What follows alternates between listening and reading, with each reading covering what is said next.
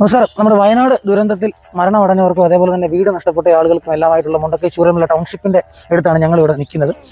അതിമനോഹരമായിട്ടുള്ള രീതിയിൽ വീട് പണിയുന്നത്. കാരണം പല രീതിയിലുള്ള വിമർശനങ്ങളും നമ്മുടെ സർക്കാരിനെ വിമർശിക്കുമ്പോഴും ആ സർക്കാർ ചെയ്യുന്ന നേട്ടങ്ങൾ കാണാതെ പോകാൻ പാടില്ല. കാരണം കൽപ്പറ്റ ടൗണിൽ നിന്ന് 1 കിലോമീറ്റർ പോലും അകലമില്ലെന്നുള്ളതാണ് ഇത്രയും ഗംഭീരമായിട്ടുള്ള ഒരു ടൗൺഷിപ്പ് നിർമ്മിക്കുന്നത്. ഇത് വിശാലമായിട്ട് പ്രദേശം ഇങ്ങനെ കിടക്കുകയാണ്. കാരണം കൽപ്പറ്റ ടൗണിൽ തന്നെ ദുരന്ത ബാധിതർക്കായിട്ട് പണി പൂർത്തീകരിച്ച ഒരു സാമ്പിൾ വീടാണിത്. ഇന്ന് ഞായറാഴ്ച ആയതുകൊണ്ട് അവർ ഓഫീസ് അവധിയാണ്. പക്ഷേ എങ്കിലും ഞങ്ങളോട് സന്ദർശിച്ചോളാനും അതേപോലെ തന്നെ കയറി ഈ വീടിൻ്റെ കാഴ്ചകളൊക്കെ കാണാൻ പറഞ്ഞു. അത് നിങ്ങൾക്ക് നോക്കിയാൽ മനസ്സിലാകും എത്ര സുന്ദരമായിട്ടുള്ള ഒരു വീടാണ് പണിത് നൽകുന്നതെന്നുള്ളത്. കാരണം തീർച്ചയായിട്ടും സർക്കാരിൻ്റെയും നമ്മുടെയും ഒക്കെ അഭിമാനമായിട്ട് തന്നെ പറയാം. കാരണം കേരള ജനതയുടെ അഭിമാനം തന്നെ പറയാം. ഈ ടൗൺഷിപ്പിന്റെ വീടിന്റെ മുമ്പിലാണ്, ഒരു മാതൃക പണിത് പൂർത്തിയാക്കിയതിന്റെ മുമ്പിലാണ് നിൽക്കുന്നത്. 430 വീടും അതേപോലെ തന്നെ ഒരു ഹോസ്പിറ്റലെ, കുട്ടികൾക്ക് പഠിക്കാനുള്ള സ്കൂള്, അതേപോലെ തന്നെ കുട്ടികൾക്ക് കളിസ്ഥലവ് എന്ന് വേണ്ട ഒരു വില്ല, ഒരു സമുച്ചയം എന്ന് പറയത്തില്ല എന്ന തരത്തിൽ എല്ലാത്തരം സൗകര്യങ്ങളും അടങ്ങിയ ഒരു പദ്ധതിയായിട്ട് ഇതിനെ മാറ്റിയിട്ടുണ്ട് എന്നുള്ളതാണ് ഏറ്റവും എടുത്തു പറയേണ്ട ഒരു കാര്യം. നമ്മൾ വിമർശിക്കുന്ന ആളുകൾ ഒരുപാടുണ്ടാകാം, പക്ഷേ സർക്കാർ ചെയ്ത നേട്ടങ്ങൾ കണ്ടില്ല എന്നൊരിക്കലും നടിക്കരുത്. കാരണം കേന്ദ്ര സർക്കാർ 1 രൂപ പോലും വിഹിതം തരാതിരുന്ന സമയത്ത് ഇത്രയും വലിയ ദുരന്തം ഉണ്ടായപ്പോൾ ആ ദുരന്തത്തിൽ വന്ന ആളുകൾക്ക് കൈത്താങ്ങായിട്ട് നിന്ന പിണറായി വിജയന്റെ LDF സർക്കാർ ചെയ്യുന്ന ടൗൺഷിപ്പാണ്. ഇതിന്റെ യാഥാർത്ഥ്യം കണ്ട് മനസ്സിലാക്കണം. കാരണം ഞങ്ങൾ വയനാട് വന്നപ്പോൾ ഇതിന്റെ യാഥാർത്ഥ്യം ഇതിന് ചുറ്റും നോക്കിയാൽ നമുക്ക് മനസ്സിലാകും. ഏറ്റവും അനുയോജ്യമായിട്ടുള്ള നല്ല സുന്ദരമായിട്ടുള്ള വാർക്ക കെട്ടിടങ്ങളാണ് ഇവിടെ ഒരുങ്ങിക്കൊണ്ടിരിക്കുന്നത്.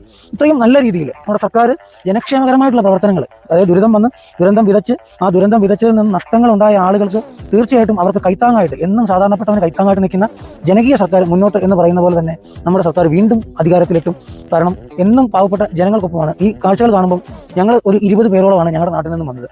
ആ 20 പേരുടെയും മനസ്സ് അലിയിക്കുന്ന രീതിയിൽ ഉള്ള കാഴ്ചകളാണ് നമ്മളിവിടെ കാണുകയും ചെയ്യുന്നത്. നമ്മുടെ ചൂരമല ദുരന്തത്തിൽ വീണുപോയ ആളുകൾക്ക് വീട് വെച്ച് നൽകുന്ന ഒരു വീടാണ്. ആ വീടിൻ്റെ ഉൾവശത്തേക്ക് നമ്മൾ കയറുകയാണ്. ഇതാണ് ആ വീടിൻ്റെ മാതൃകയും അതിൻ്റെ ഉൾവശവും. എത്ര ഭംഗിയായിട്ടാണ് ഒരു സർക്കാരിൻ്റെ കരുതൽ എന്നുള്ളതും അതേപോലെ തന്നെ പിണറായി വിജയനെ നമ്മൾ എന്നും ഓർമ്മപ്പെടുത്തുന്ന ഒരു രീതിയിൽ ഒരു പദ്ധതി. കാരണം പല ദുരന്തങ്ങളും കേരളത്തിലും ഇന്ത്യയിലും അടക്കം പല സംസ്ഥാനങ്ങളിലും ഉണ്ടായിട്ടുണ്ടെങ്കിലും ഇത്തരത്തിലൊരു അതിജീവനം എന്ന് പറയുന്നത് അത് വളരെ മഹത്തരമായിട്ടുള്ളൊരു കാര്യത്തിൽ. ഇതാണ് നമ്മുടെ കിച്ചൺ ഏരിയ എന്ന് പറയുന്നത്. ഇതാണ് കിച്ചണിൽ നിന്നും നേരെ നമ്മൾ ഹോളിലേക്ക് എത്തി. ഹോളിൽ നിന്നും നമ്മൾ ഒരു റൂമിലേക്ക് പോകുന്നു. അറ്റാച്ച്ഡ് ബാത്റൂമുണ്ട്. അതിനുശേഷം ഇതാണ്ട് നമ്മൾ ഒരു കോമൺ ബാത്റൂമുണ്ട്. അതിൻ്റെ ഓരത്ത് തന്നെ ഒരു റൂം കൂടെ ഉണ്ട്. ഇത്ര മനോഹരമായിട്ടാണ് ഈ ഒരു വീട് സർക്കാർ നിർമ്മിച്ച് നൽകിയിരിക്കുന്നതെന്ന് നമുക്ക് കാണുവാനായിട്ട് സാധിക്കും. ഏകദേശം 430 വീടോളം, അതായത് മണ്ണ് എടുത്തുകൊണ്ട് ദുരന്തം വിതച്ച് പോയിടത്ത് 430 വീടോളം നമ്മുടെ LDF സർക്കാർ, പിണറായി വിജയൻ സർക്കാർ ജനക്ഷേമകരമായിട്ടുള്ള ജനങ്ങൾക്കൊപ്പം ഇന്ന് നിൽക്കുന്ന സർക്കാർ ചെയ്തു കൊടുക്കുന്ന 430 ഈ മാതൃകയിൽ കാണുന്ന സുന്ദരമായിട്ടുള്ള 430 വീടാണ് നിർമ്മിച്ച് നൽകുന്നത്. ഞങ്ങൾക്ക് വളരെ സന്തോഷമുണ്ട് ഈ ഒരു കാഴ്ച